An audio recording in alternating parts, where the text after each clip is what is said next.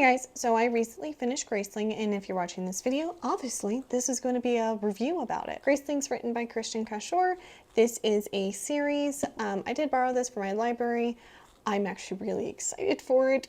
I saw that there are 5 books, and I'll probably actually continue with this series. It was really fun and engaging. I would definitely recommend it to somebody who liked, or really, I would recommend this to somebody who is a little disappointed in Throne of Glass by Sarah J. Maas, because I thought in Throne of Glass she really delves more into, she uses more of a telling and not showing, while Christian in Graceling does a lot of showing. Our main character is Katsa, and she has a grace. So what a grace is almost like a superpower in some instances, like somebody's like a really good fighter, swimmer, can read minds, or it can be like super small and nice, which is like, you know, they make a really good cup of tea, or really, they're very good at baking, something like that. What I liked about it as a whole was each one was a little different, and with Katsa, her grace is supposedly killing.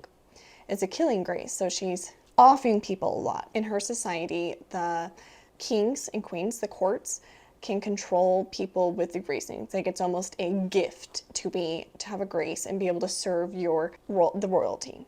One thing that you can know if somebody does have a grace is that they have 2 colored eyes, and it feels so much like I'm a sucker for that, which I am, which is fine. I would definitely give this book a 4 out of 5, not quite a 5 out of 5.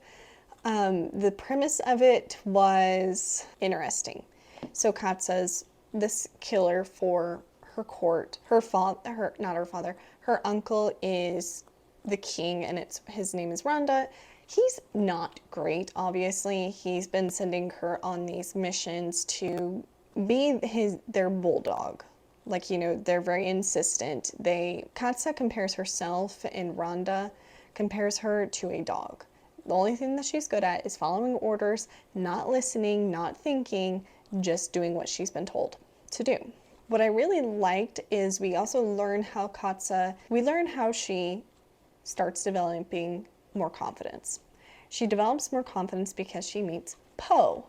Poe's a prince, and he is also graced, but he's from another country. It's the Leland country. His court and his father do not treat Gracelings how her country does. Her country is very much, like I said, if you are graced, you are basically the king's property for them to do what they please. It's supposedly an honor, but really, you know, it's like forced enslavement. Very different. Poe is supposed to be a graced fighter.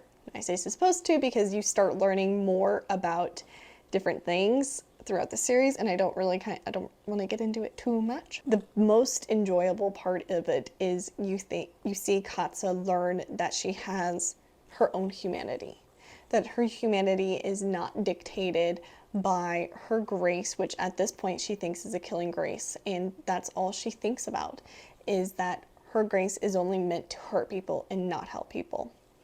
To help kind of combat this, some characters, her cousin, Raffian, and some others that are in this court created the council to help people within the courts. One of them is that they rescued, technically, Poe's grandfather from another court, that's another kingdom, excuse me. Katsa rescues Poe's grandfather, who was kidnapped by another court, and just kind of, it starts that adventure because Poe really, since he is graced and he's also has this fighting skill, he knows what it's like to be looked at like you can never do better than what you're supposed to. But he's also had a different upbringing. So he's had an upbringing where he's not looked at for being a Graceling. He's not. He's looked at as like just a human, like he has an extra skill, and so he needs to be able to hone that skill and how he can help people. And Katsa never really had that opportunity, and I liked seeing the humanity that she's developed throughout this whole book. And the fight scenes were really well described, and it builds up a lot of excitement that was just so much fun. I really enjoyed this book as a whole. It kept me engaged throughout all of it.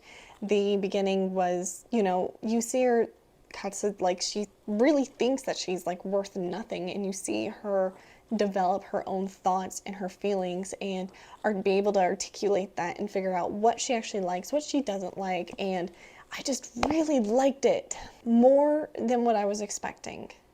If we're going to be honest, I was kind of picking it up and I was thinking that it was going to be a little fluffy, maybe some cool violence, stuff like that, but it was so much more than that. And I think that's what this book is kind of underrated.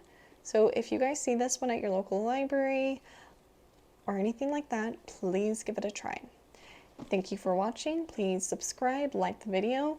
Let me know if you've ever read this book and what you liked about it. Bye.